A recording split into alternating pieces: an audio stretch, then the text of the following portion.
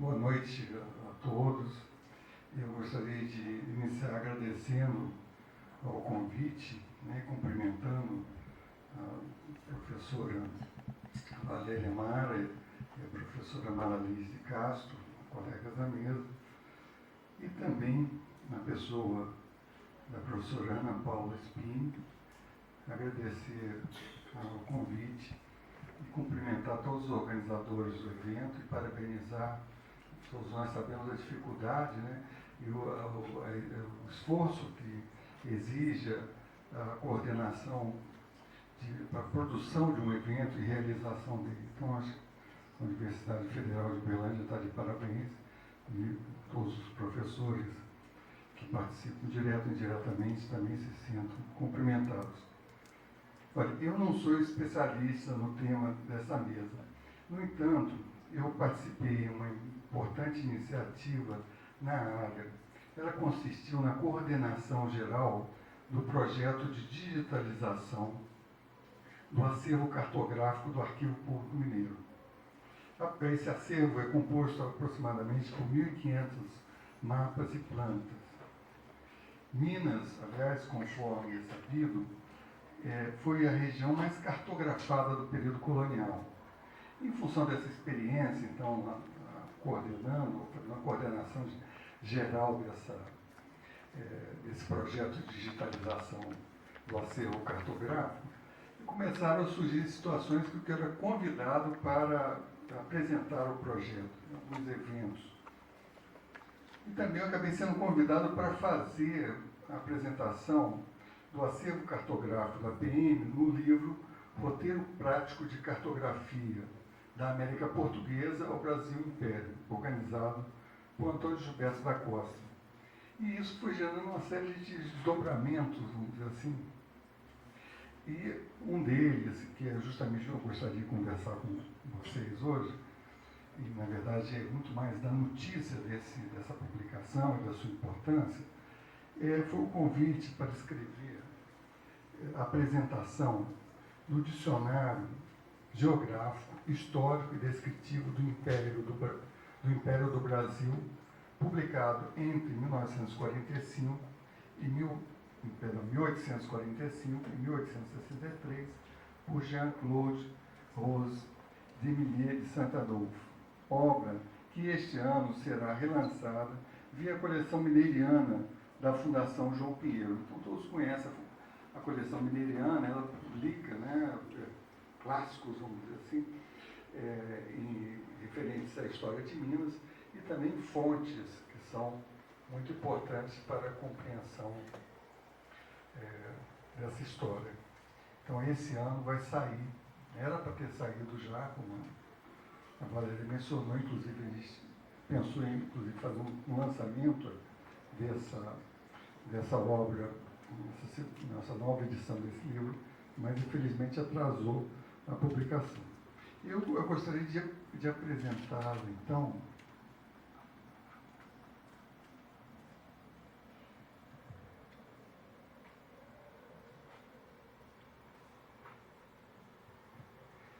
eu comentar a respeito dessa construção de um dicionário histórico-geográfico. Esse dicionário, como mencionei, ele é composto por 2 volumes e foi publicado entre 1845 e 1863, e ao todo, mais ou menos, são 1.400 páginas. E o autor é mais conhecido, não com um nome extenso, mas Millet de Saint-Adolphe, mais referenciado. Aí a capa da primeira edição é de 1845, e justamente eu vou comentar algumas das características dessa obra. É uma página escolhida ao acaso, então são os verbetes, então é um dicionário toponímico, vamos dizer assim, fundamentalmente, e são verbetes para as várias localidades. E eu queria chamar a atenção da importância dessa obra, que ela vai se tornando uma fonte para muitas outras obras e também para tratados diplomáticos no Brasil. E ela é citada no Cândido Mendes, o Atlas do Império do Brasil, de 1868, que é a referência, uma das páginas, que o Cândido Mendes ele referencia, então, o livro de Santo Adolfo.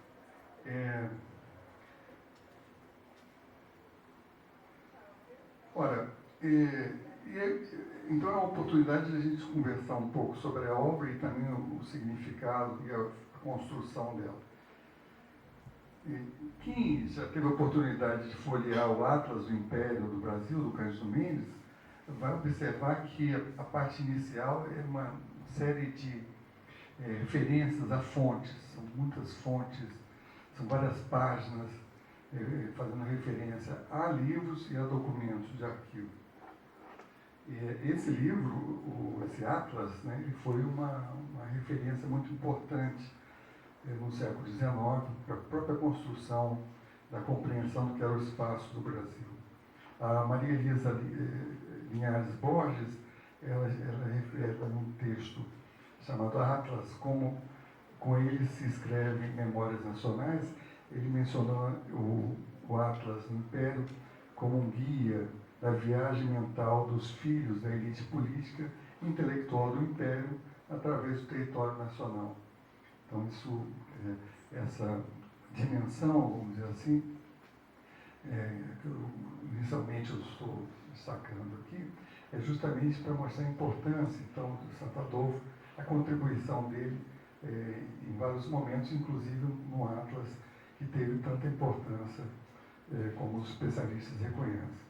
E também eu queria chamar a atenção para o fato que a representação cartográfica, né, em relação a ela, uma das chaves de leitura é a noção de documento condensado, quer dizer, um mapa, uma carta, uma representação cartográfica, ela muitas vezes na verdade, a condensação de muitos documentos. Então, se a gente fosse fazer uma hierarquia entre os documentos, e nessa hierarquia tivesse o elemento de que um documento condensa as informações do que está na nossa posição subordinada, em muitas situações a representação cartográfica está no topo. Ela é, né, o resultado de bibliotecas e arquivos inteiros.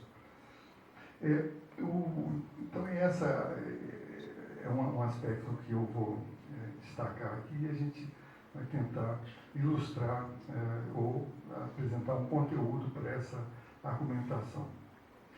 O Millet de Santo Adolfo comumente é referido, né, por esse nome, e ele, embora seja uma referência obrigatória desde 1845, ou na segunda edição da década de 60, a obra dele, a vida dele é muito pouco conhecida. Sabe-se, contudo, de sua permanência no Brasil durante vários anos, como, aliás, é sublinhado na própria capa do livro em questão. Então, tem um título, e o subtítulo é quilométrico, né? Então, no subtítulo, uma parte do subtítulo é obra corrigida e composta durante 26 anos de residência e de longas peregrinações por diversas províncias do Império. Isso é uma parte do subtítulo. Então, Millet de Santo Adolfo chegou ao Brasil em 1816, na mesma data da missão artística francesa, e residiu no Rio de Janeiro, onde trabalhou como tipógrafo. Aí eu recorri, para conhecer um pouco a vida desse indivíduo, a duas cartas que estão conservadas no arquivo do Instituto Histórico e Geográfico do Rio de Janeiro, né? Na verdade, é o Instituto Histórico e Geográfico Brasileiro, mas, enfim, situado no Rio de Janeiro, como todos sabem. São cartas escritas em 1821, endereçadas à irmã na França. Então, uma delas é a carta original e tem a cópia de uma outra carta. Por essa época, na nova capital do Império Português, existia uma pequena comunidade de comerciantes franceses, formada em decorrência da abertura dos portos e das perseguições políticas da restauração, no caso na França. São esparsas as informações a respeito da origem do autor do dicionário. O sobrenome Millet é considerado por genealogistas como originário da Savoia, região ao sul da França. Tratava-se de um partidário de Napoleão. Isso deve ter valido perseguições políticas após a restauração. Outro motivo para sua vinda ao Brasil talvez decorresse da perda do cargo militar num contexto de desestruturação do exército francês após um longo período de guerras. Há um estudo muito interessante sobre essa comunidade de franceses. Aí não estou dizendo exclusivamente da missão artística, não, da comunidade de franceses que existia no Rio de Janeiro na década anterior à independência, enfim, principalmente a Guerra Civil de 1816, da Juliette Dumont. Se chama Preciosos Súditos, Imigrantes, Atravancadores, a França e os Franceses no Brasil no início do século XIX. Foi publicado num livro organizado por Laurent Vidal e Tânia de Luca, Franceses no Brasil, século XIX e XX, pela Unesp, em 2009. Então, uma referência muito interessante, até mesmo porque a Juliette Dumont ela explora fontes muito pouco conhecidas, que é a correspondência do consulado, né, do francês no Rio de Janeiro, e ele enumera, né, faz referências a essa comunidade francesa e fala, inclusive, em tom bastante, escreve, na verdade, em tom bastante paranoico nessa correspondência, a respeito de um plano dessa comunidade de raptar, vamos dizer assim, Napoleão na ilha de Santa Helena e levar para o Rio de Janeiro. Né? Então é um tema, além de ser assim, muito interessante para a pesquisa, ali um bom filme do Glauber Rocha, né? Napoleão no Rio de Janeiro. Mas enfim, isso é explicitado na correspondência, essa ameaça, né? Isso até enfim, a morte do Napoleão, mas nesse período da segunda metade da década de 1810, isso está presente, né, na correspondência. Então, o interesse de Miguel de Santo Adolfo pela cartografia, pela toponímia, era compartilhado por muitos de seus compatriotas. Tais interesses inseriu-se em um conjunto de preocupações comuns ao Império Francês. Eu faço referência ao trabalho da Maria do Carmo Andrade Gomes, que também apresenta esse texto, esse livro, né, essa obra, que é o Dicionário Toponímico. Ela faz o seguinte comentário: a França, mesmo perdendo a guerra, manteve-se como potência econômica e voltou a disputar as rotas comerciais marítimas. O novo império sul-americano, em que se transformava o Brasil, era um mercado importante e a França interessava aprofundar as relações comerciais. Para alcançar seus propósitos, impunha-se a construção das chamadas estradas do mar, que exigiam conhecimento seguro das rotas marítimas que conduzissem à imensa costa brasileira e penetrassem seus portos mais importantes. Pode-se mesmo afirmar que a França foi o país que mais investiu nesse mapeamento da costa brasileira ao longo do século XIX. A partir da segunda década dos 800, gerações de cartógrafos militares franceses fazem a cobertura cartográfica da costa brasileira em sucessivos empreendimentos até a sua consolidação. Fecha aspas. Então, essa tradição francesa, na verdade, ela já vem do século XVIII, todos já têm notícia, tendo em vista a importância, né, da cartografia francesa. Tem a referência aqui que eu estou usando, é o trabalho da Júnior Furtado, o Oráculos da Cartografia Iluminista, a respeito da importância dos cartógrafos franceses no século XVIII, por exemplo, por ocasião do Tratado de Madrid. Então já existia uma tradição, uma preocupação e uma produção da cartografia francesa do século XVIII, e o século XIX vai acentuar ainda mais, e o Miguel de Santo Adolfo está inserido, então, nesse contexto. A publicação do Dicionário Geográfico Histórico Descritivo do Império do Brasil consistia em uma iniciativa de fôlego, cerca de 4.000 verbetes, que, de acordo com a apresentação do livro, deviam dar conta, aí até aspas, a gente vê a ambição do livro, da descrição geográfica e, ao mesmo tempo, histórica, civil, natural, eclesiástica, militar e comercial do vasto império. Fecha aspas. Dimensão também sublinhada na capa, onde o subtítulo apresenta a ambição do conteúdo. Abre aspas. Então, esse objetivo era a origem e história de cada província, cidade, vila e aldeia, sua população, comércio, indústria, agricultura e produtos mineralógicos. Nome e descrição de seus rios, lagoas, serras e montes, estabelecimentos literários, navegação e os mais que lhes é relativo. Fecha aspas. Em outras palavras, a obra deveria identificar dados da toponímia, geologia, meio ambiente, história, economia, demografia, cultura de cada localidade brasileira, além de indicar os principais acidentes geográficos do espaço nacional. Essa tarefa consistia em um enorme desafio, pois eram raras as instituições culturais da época. E não existiam institutos históricos regionais, e o Instituto Histórico e Geográfico Brasileiro ainda estava em fase de constituição de seu acervo, pois foram criados em 1838. O mesmo pode ser afirmado em relação aos arquivos e bibliotecas públicas. Aí cabe lembrar, né, o período de pesquisa para a construção desse dicionário, que foi entre 1816 e 1842. Então, em 42, o Miguel de Santa Adolfo retorna à França. O mesmo pode ser afirmado em relação aos arquivos e bibliotecas públicas. Eram instituições, nesse período então, de 1816 a 42, eram instituições raras, e na maioria das províncias não chegavam a ser implementadas antes da segunda metade do século XIX. Tal dificuldade era contrabalançada pela crescente publicação de livros de síntese no período. Nesse sentido, cabe destacar a publicação, em 1817, da Corografia Brasílica, do Manuel Aires de Casal.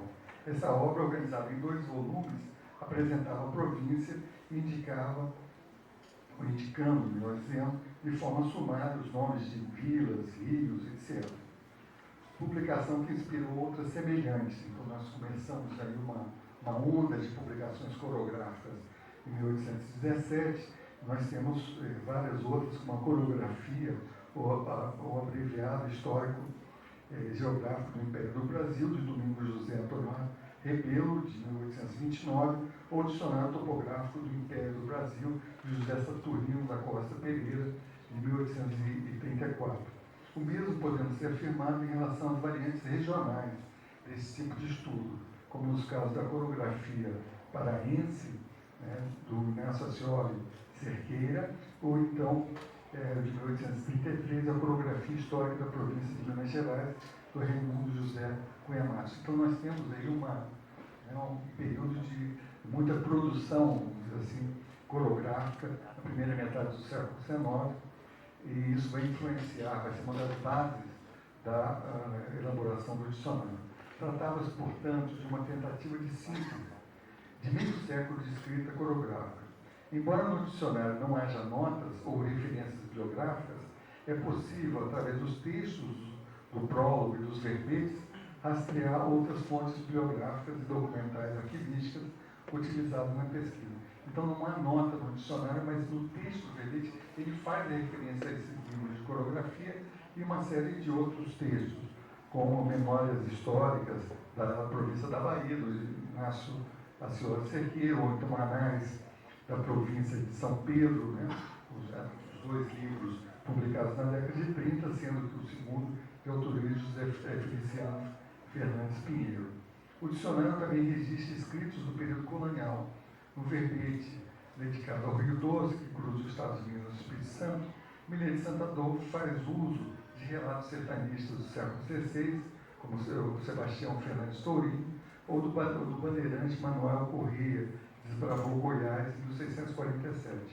Há, por outro lado, numerosos verbetes que mencionam o testemunho de jesuítas, como Manuel da Nóbrega e José de Anchieta, ou então Simão de Vasconcelos, crônica da Companhia de Jesus do Estado do Brasil. Então, eu estou chamando a atenção para isso, quer dizer, ao olhar o mapa, nós estamos olhando verdadeiras bibliotecas, verdadeiros conjuntos de documentos que, enfim, são acumulados durante longos períodos. Como se vê, Millet de Santo Adolfo realizou uma extraordinária pesquisa erudita.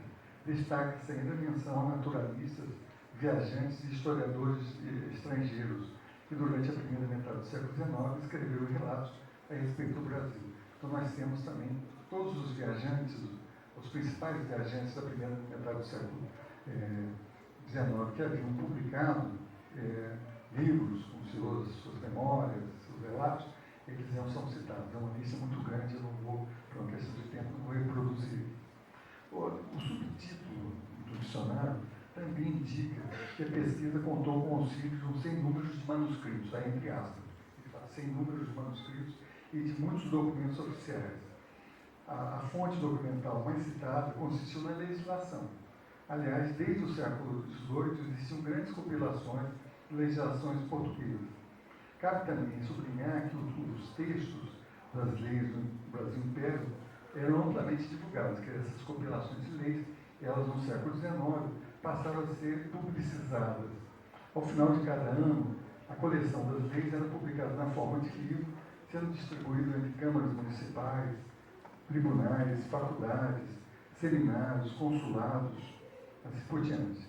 Tal procedimento começou a ser registrado antes mesmo da independência. Em 1810, a imprensa régia reuniu e imprimiu no Rio de Janeiro as leis e decretos e alvarás sancionados nos 2 anos anteriores. Outra fonte de informação importante consistiu na documentação cartográfica, citada por meio de referência a latitudes e longitudes das localidades estudadas. A pesquisa a esse tipo de registro era facilitada em razão da existência no Rio de Janeiro do Real Arquivo Militar, instituição criada em 1808, que reuniu o acervo cartográfico espalhado em diversas repartições administrativas. A visita em loco também foi outra fonte de informação. Aliás, é preciso lembrar que Santo Adolfo residiu 26 anos no Brasil. Não é possível saber ao certo as províncias ou cidades que ele poderia visitar, mas a lista de autoridades agradecidas em nome do autor sugere que esses deslocamentos foram em direção a Piauí, Ceará, São Paulo, Minas Gerais e Mato Grosso. Em várias localidades era possível consultar livros e documentos arquivísticos conservados em igrejas, câmaras, assembleias e demais repartições administrativas. Então, a representação cartográfica também é muito, além dessa dimensão do livro, é uma condensação de um conjunto imenso de documentos, de arquivo. Nos verbetes, há inúmeras referências no verbete do dicionário aos relatórios do presidente de província, ou então a listas nominativas de habitantes, definidas como rodas de população ou registro de alistamento. Em relação ao método, o prólogo salienta a classificação dos materiais que havia sido coletido por ordem alfabética. Tratava-se de uma moda intelectual generalizada pelo iluminismo francês. Dessa forma, os dicionários enciclopédicos, para além do registro do léxico, começam a ser um poderoso instrumento de divulgação de conhecimento, como no caso dos dicionários relativos à filosofia, agricultura e medicina. Enfim, há uma série de referências bibliográficas que eu estou saltando aqui, mas isso é amplamente. A partir da segunda metade do século XVIII, o dicionário ele tende a generalizar e se tornar um instrumento de popularização das luzes. Então, o dicionário topográfico está inserido também nesse contexto de multiplicação de dicionários de filosofia, dicionários de agricultura, dicionários de medicina e assim por diante. A recepção da obra é outro aspecto crucial para contextualizar seu significado e importância. Em abril de 1846, então a primeira edição é de 1845, estou falando um ano após, o presidente do Instituto Histórico e Geográfico Brasileiro enalteceu o seu lançamento. No entanto, foi imediatamente composta uma comissão, aí abre aspas, eu estou citando uma ata de 30 de abril de 1846, publicada na própria revista do Instituto Histórico. Essa ata, abre aspas aqui, menciona uma comissão encarregada de apontar erros que, porventura, possam conter o dicionário geográfico, histórico e descritivo do Império do Brasil. Desde meados do século XVIII, as representações cartográficas tinham adquirido uma importância muito grande, como eu mencionei, pelo impacto que elas tiveram por ocasião do Tratado de Madrid, né?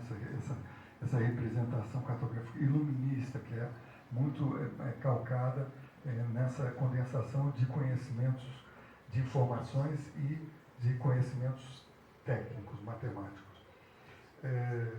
Então, nesse sentido, esse tipo de documento vai ganhando cada vez mais importância nos acordos internacionais de delimitação de fronteira. Então, essa é a preocupação do Instituto Histórico, o uso que, porventura, o dicionário vai ter nos momentos de tratados internacionais, por exemplo. Chegou-se mesmo a afirmar que no Brasil, a semelhança de várias outras regiões do mundo, assiste-se a uma febre cartográfica, né, com o objetivo de municiar os representantes diplomáticos de informações precisas sobre as áreas em disputa. O valor probatório dos mapas dependia dele ser ratificado por instâncias de poder. A toponímia, nesse contexto, adquire uma dimensão política. Eu estou fazendo uma referência aos trabalhos da Iris Cantos, particularmente. Né? Então, um exemplo é o reconhecimento e aceitação de topônimos em língua portuguesa que validavam pretensões sobre territórios espanhóis. Tal situação levou estudiosos a afirmar que não raro é o mapa que precede o território, e não o contrário. A toponímia, representada na cartografia, também passa a sustentar ações de campanhas militares pela conquista ou posse de territórios. Talvez por isso, os membros do Instituto Histórico e Geográfico Brasileiro, embora críticos em relação aos erros e omissões do dicionário, o saudaram de forma entusiástica, principalmente no tocante aos registros das áreas fronteiriças, como no caso da colônia de Sacramento, atual Uruguai, região de centenárias de disputas de fronteira. Eis o que afirma o conselheiro José Antônio Lisboa, numa sessão do Instituto Histórico de 1847, de 22 de abril de 1847. Os mapas ingleses e franceses nos privam, de ordinário, das missões orientais do Uruguai. Tanto quanto me recordo, Millet reconhece a nossa posse, e seguramente o seu dicionário seria uma autoridade que muito competentemente contrabalançaria a dos mapas, que muitas vezes serve de argumento presuntivo nas questões de limites. Com efeito, o dicionário, embora se reconheça o domínio espanhol nessa região após 1750, sublinha sua origem portuguesa. Bem mais relevante ainda foi seu reconhecimento em tratados internacionais que regularam as fronteiras da Amazônia. Então, no tratado firmado com a França em relação à fronteira do Amapá com a Guiana Francesa, esse dicionário do Millet de Santo Adolfo foi um dos elementos fundamentais, foi um dos itens fundamentais. Enfim, o objetivo do meu texto foi justamente trazer a importância desse dicionário. Infelizmente, a ideia era lançá-lo, como eu mencionei no início, também no evento, então seria um momento ainda mais especial essa lembrança, mas não foi possível.